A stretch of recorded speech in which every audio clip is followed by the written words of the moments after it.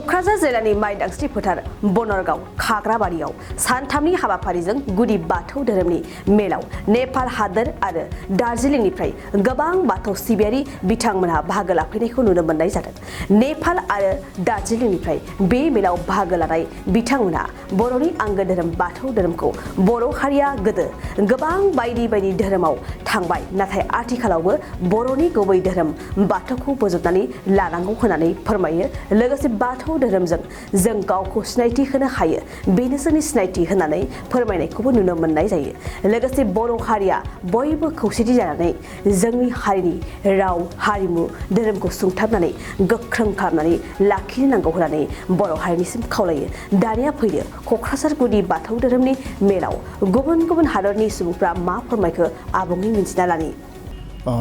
जों दिनै दार्जिलिं जिल्लानिफ्रायहाय सानै फैनो मोनदों आरो बे दिनैहाय आसामावहाय बे गुदि बाथौ आफादखौ मानिबानि नुनानैहाय दिनैहाय गोबाङैनो मोजां मोनबाय। जों मिथिनो हायाखैमोन जे आसामावहाय एसेबां बे गुदि बाथौ आफादखौ फालिनायनिखौ जों मिथिनो हायाखैमोन। दिनै जों फैनानै नुफैबाय आरो नुनानैसो जों मिथिनो मोनबाय गावनि मेगनजों नुनानैहाय। आरो बे जोंनि बे बर'नि परिचयानो बे बाथौ धर्मआनो जों बर'नि परिचय आरो गुदि बाथौ मानिबोनायानो जोंनि सिगांनि धर्मआनो बेनोमोन। जोंनि बर'खौ सिनायनायानो बे गुदि बाथौ आफादानो।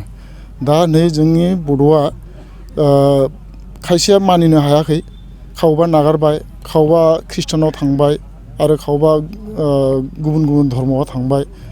बे धर्मखौहाय नागारनो नाङा।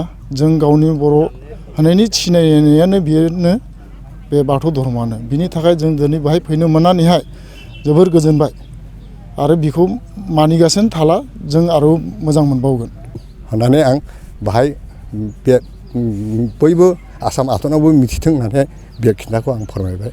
नोंथांमोना नेपाल बबे जायगानिफ्राय आरो नोंथांमोननि जायगायाव बर'फोरा माबायदि थासारियाव रायजो जानानै दङ?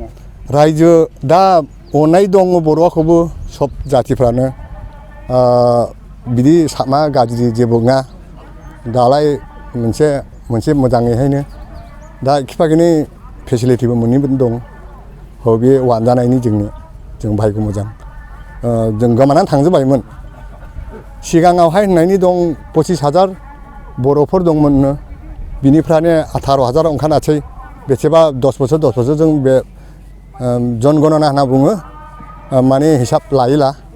बिनिफ्राय 12,000निफ्राय दा 6,000 सिमावहाय दङ। माने बिनिफ्राय गैथ'वाखै दा। माने बेबायदिनो जानानै दङ जों दासिमा। मा जायगा? आंनि जायगाया लावख्रिफारा होनना बुङो, नेपाल मेचिनगर 8 गोग्लैयो आङो। 8 नम्बर होननानै बुङो जाय। ओमफ्राय क्षेत्र नम्बर 1।